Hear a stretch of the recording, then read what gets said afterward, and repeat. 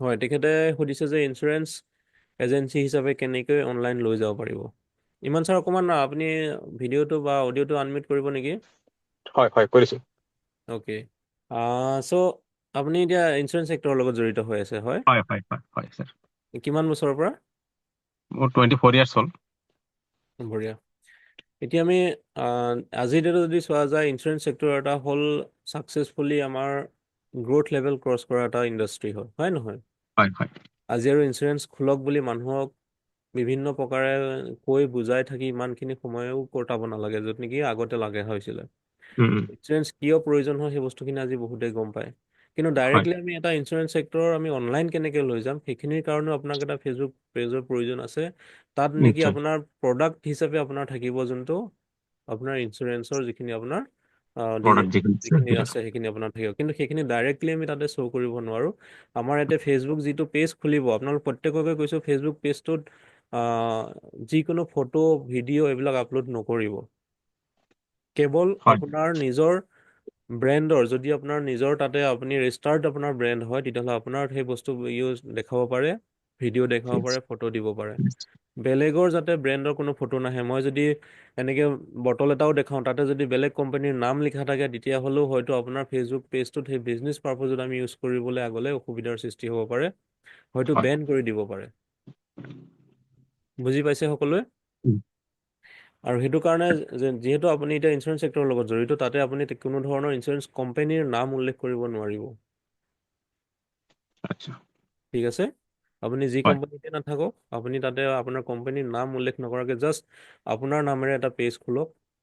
উম, আৰু তাতে আমি কেনেকুৱা ধৰণৰ কি কি কাম কৰিব লাগে অহা দুদিনত আমি চাম। আৰু চিম্পলি যদি কওঁ, এতিয়া ধৰক আজিৰ ডেটত আমি সেইখিনি প্ৰডাক্টটো আপোনাৰ চেলটো কৰিব হয়, কিন্তু প্ৰডাক্টটো চেল কৰাৰ আগত প্ৰথমে আমাৰ যদি চোৱা যায়, নিজক আমি সেই আমাৰ মাৰ্কেটটো আমি ল'ব লাগিব, আমাৰ নিজৰ ফেচ ভেলু, আমাৰ নিজৰ ব্ৰেণ্ড এৱাৰনেছ কৰিব লাগিব। আজি এজন মানুহে আপোনাৰ লগত কেতিয়া আপোনাৰ ইঞ্চুৰেঞ্চ ল'ব, যেতিয়া নেকি মানুহজনে আপোনাৰ ওপৰত প্ৰথম বিশ্বাসটো আহিব, হয় নহয়? হয়। আজি আমি যি ব্যৱসায় নকৰোঁ, আপুনি সেই ব্যৱসায়টো কৰাৰ আগত প্ৰথমে আপুনি নিজক আপুনি প্ৰতিষ্ঠা কৰিব লাগিব, আপুনি নিজৰ ব্ৰেণ্ড বিল্ডিং নিশ্চয় কৰিব লাগিব, নিশ্চয়। যাতে আপোনাৰ ওপৰত প্ৰথম বিশ্বাসটো আহে, আৰু সেই বিশ্বাসটোৱেহে আপোনাৰ বেকগ্ৰাউণ্ডত থকা যি বস্তু আছে সেইটো চেল কৰিব। কাৰেক্ট। হয় নহয়? সেইটো আমি যদি চাওঁ, আমি অফলাইন যিখিনি ব্যৱসায় আছে সেইখিনিৰ লগতো ছেম হ'ব। আমি যদি চাওঁ অনলাইন মাৰ্কেটৰ সেইখিনি ছেম হ'ব। আমি যদি চাওঁ ডাইৰেক্ট চেলিঙৰ, এতিয়া কেইবাজনো আছে ডাইৰেক্ট চেলিঙৰ জড়িত। ডাইৰেক্ট চেলিঙৰ আমি কোম্পেনীসমূহ যিয়ে নহওক সেইটোলৈ মতলব নাই। প্ৰথমে কি চাই, আমাৰ মানুহজনে কাৰ লগত মই ব্যৱসায়টোৰ লগত জড়িত হ'ম, কোনে মোক প্ৰেজেণ্টেশ্যনটো দেখাব আহিছে, তেখেত কোন হয়। য়েছ অৰ ন'? য়েছ। ঠিক তেনেকৈ ইঞ্চুৰেঞ্চ ছেক্টৰটো ছেম হয়, যে মোৰ এইটো ইনভেষ্টমেণ্ট প্লেন হিচাপে মই লাইফ ছিকিউৰিটি হিচাপে মই এইটো কৰিব গৈছোঁ, কিন্তু মই সেই পইচাটো যে দিছোঁ, কোনজন ব্যক্তিৰ হাতত দিছোঁ, সেইটো ছেভ হয় নে নহয়, সেইটো ট্ৰাষ্টেবল হয় নে নহয় তেখেত। আৰু যেতিয়া আপোনাৰ সেই ট্ৰাষ্টেবল বস্তুটো, যেতিয়া আপুনি ট্ৰাষ্টটো বিল্ড হ'ব, যেতিয়া আপোনাৰ ব্ৰেণ্ডটো আপুনি নিজে বিল্ড কৰিব পাৰিব, তেতিয়া লাহে লাহে দেখিব আপোনাৰ কাষ্টমাৰৰ সংখ্যা আপোনাৰ বাঢ়ি আহিব। আৰু সেইখিনি বিভিন্ন ধৰণৰ ছিষ্টেম আছে অনলাইনত। আপুনি প্ৰচপেক্ট বিচাৰি গৈ থাকিব নালাগে। আপোনাৰ বিভিন্ন ধৰণৰ প্লেন দেখাবৰ কাৰণে বা হেৰি কৰিবৰ কাৰণে যাব নালাগে, য'ত নেকি আপোনাৰ ওচৰলৈ আহিব যে মোক এইখিনি বস্তুৰ প্ৰয়োজন আছে, আপুনি মোক কৰি দিয়ক। ভাল লাগিব নে নাই তেতিয়া? ভাল লাগিব হয়। অ'কে, সেইটোৰ কাৰণে ডিজিটেলি কৰাৰ প্ৰয়োজন আছে। ডিজিটেল কৰিলে আৰু এটা আমাৰ যিসকল ধৰক এনেকুৱা ধৰণৰ ইঞ্চুৰেঞ্চ ছেক্টৰে হওক বা ডাইৰেক্ট চেলাৰে হওক, তেখেতসকলৰ আৰু এটা বেনিফিট হয় কি, যে আমি যেনেকৈ আপোনাৰ যদি প্ৰচপেক্ট এজনৰ ওচৰত যাব লগা হয়, যেতিয়া আপুনিও এতিয়া বৰ্তমান ট্ৰেভেল কৰি আছে, হয় নহয়? কিন্তু হয়। অনলাইনত যেতিয়া যোৱা যায়, আপোনাক মই সন্মুখতে এতিয়া পাই আছোঁ নে নাই? মইতো ঘৰত বহি আছোঁ। আপুনিও যদি তেনেকৈ ঘৰত বহি পেলাই আমি ডাইৰেক্টলি ডিল ফাইনেল কৰিব পাৰোঁ, তেতিয়াহ'লে আমাৰ এক্সপেন্সটো কমি গ'ল নে নাই? আমাৰ খৰচাটো বহুতখিনি কমি গ'ল। আমাৰ বহুত ট্ৰেভেলিং কথা কৈছে। ট্ৰেভেলিং কষ্ট কমি গ'ল, টাইম কমি গ'ল। হয়। কিন্তু আল্টিমেটলি ডিজিটেলি হোৱাৰ লগে লগে কি হয়, আপুনি সন্মুখত বহি আছে, ময়ো সন্মুখত বহি আছোঁ, দুইজনেতো কথাই পাতিব লাগে ন? কথাই পাতিবলৈ হয়।